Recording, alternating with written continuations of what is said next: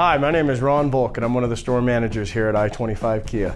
Today we're going to talk about leasing, and hopefully after we're done, we're comparing a lease with the purchase, you'll have a better understanding of what a lease is all about. So one thing I like to do when talking about a lease and a purchase is go into all the terms. The one thing that I find is a lot of people are nervous about leasing because they don't understand it.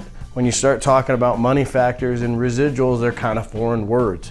When we're talking about interest rate and financing a car for 60, 72 months, most people are comfortable with this.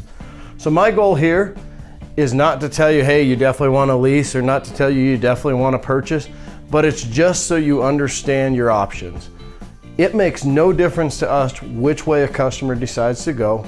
The only thing that I care about is that you're 100% comfortable with it and that you understand what a lease is all about and what your purchase is all about. So we'll start with some basic terms. We've got MSRP, which is manufactured suggested retail price, and you've got that on both a lease and a purchase. Right after that, we come down and we talk about what really counts. This is the price you pay for the vehicle, and this is after discounts, rebates, anything else. Keep in mind, it is the same on whether a lease or a purchase. Okay, so really right now we're apples to apples. Where things start to change a little bit is when we get into what's called a residual. Okay, a residual is going to be a percent of MSRP. This number is always based off of MSRP. It has nothing to do with the price you pay after rebates or discounts.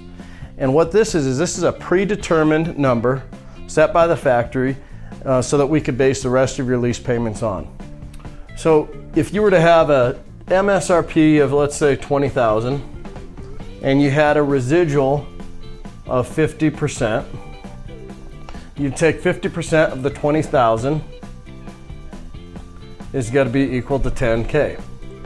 So $10,000 is the price that the manufacturer is guaranteeing the vehicle is going to be worth at the end of your lease.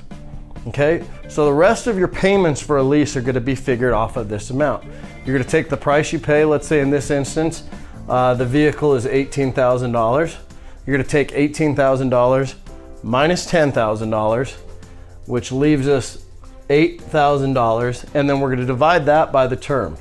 And that's going to be your 24 months, 36, or 48, whatever best fits your lifestyle. Next thing that we come down to on a lease, where another difference is what's called a money factor. A money factor is generally going to be set as 0.00, say 157, or something sort of along those lines. This is going to be similar to an interest rate, okay? Now, one reason a lot of people aren't comfortable with a lease is if I told you an interest rate is 3.9%. Everybody knows what that means, or basically how that relates to their car loan and what they're paying for the car. If I told you a money factor is 0.00107, most people don't know whether that's good or bad. A quick little trick that you can do is you can multiply that money factor times 2,400. In this case, if we do 0.00107, that's about a 2.5% interest rate. Sounds pretty good. So now that we're kind of comfortable with this term, you could say, okay, the interest I'm paying on this loan is 2.57. That makes a lot more sense to me than a 0.00107. I'm comfortable with the terms of this deal now. One of the other differences on a lease as opposed to a purchase is, let's take the same example of $18,000. When you go to purchase a vehicle, you're going to take that $18,000 and then you're going to pay taxes on that full amount. So you pay all taxes up front. On a lease, you're going to pay taxes monthly, and you're only going to pay taxes on the amount that you're actually using. So in this example, we'd be paying taxes on the $8,000. One advantage of that basically comes down to if you go back to a purchase, and if you're going to trade the vehicle in, let's say on 3 years, right?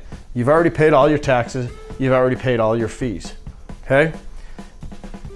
If you didn't put a lot of money down on this instance, you also probably picked up what's called gap insurance. Gap insurance is what covers the difference between what you owe on a vehicle and what it's worth. All of Kia's leases are going to come with complimentary gap insurance. So that benefit ranges anywhere from $300 up to 2% of the total amount financed. So on a fully loaded Sorento, that could be $700 for gap insurance. That's going to be included on your lease.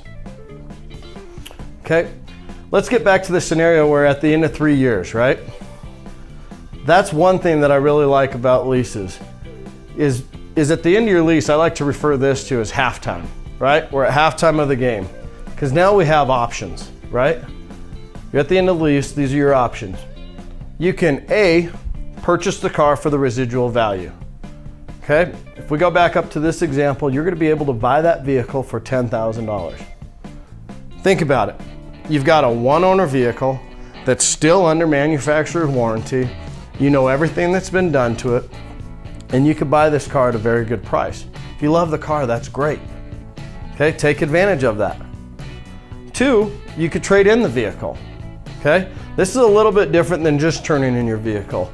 You already know what the residual is. It's $10,000. That's a set amount. 2 people can buy the car for that. Basically, you as the customer and me as the dealer. So most of the time, this is going to be my perfect used car, right? It's a one-owner car. Once again, the same things that we talked about this. Still under warranty. I could tell the story about, hey, it was owned by a very good customer of ours and it was serviced here. Who doesn't want to buy that car? If this car happens to be worth more given the current used car market than the residual, you could have a little bit of equity in the car. So that would be the point where you'd want to just trade in the vehicle. And then your third option is you just turn the vehicle back into Kia. At this point, if you do decide to turn in the vehicle, you do pay just a disposition fee of $400.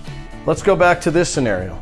If we're back here on a purchase, 3 years go by, you want to trade in the vehicle, you have to go to your payoff. You have to basically either pay down any negative equity, and you've also been paying probably anywhere from $50 to $100 more a month for using the vehicle for the same amount of time.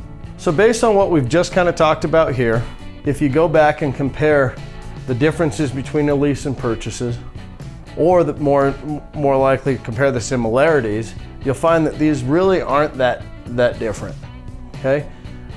On a purchase, you know, one of the things people normally say against leasing is, well, you never own the vehicle. Keep in mind, you never own this vehicle until you make that last payment. Also, if you decide you love this car, you've paid $8,000 of it, and you want to keep it, pay the rest of the $10,000, then you own the vehicle. Like I said, this just gives you a couple different options and keeps you in a lower payment during those options. Once again, it makes absolutely no difference to us which way you decide to buy your next vehicle. All that I care about is that you're comfortable with the decision and that we provide you all the options so that you pick the best option that works for you. I invite you to come on down. I'm happy to go over any of this in person, go over any more specific examples for you, and look forward to meeting you. Some questions to ask yourself to see which option is best for you. Tend to keep your cars for longer than 5 years? If no, a lease can be a good option for you. Is it important to you to drive newer model cars? If yes, a lease can be a good option for you. Are lower monthly costs more important to you than owning the vehicle? If yes, a lease can be a good option for you. Are you comfortable in negotiating the sale of your used car? If no, a lease can be a good option for you. Do you plan to customize your vehicle with aftermarket accessories? If yes, a lease can be a great option for you.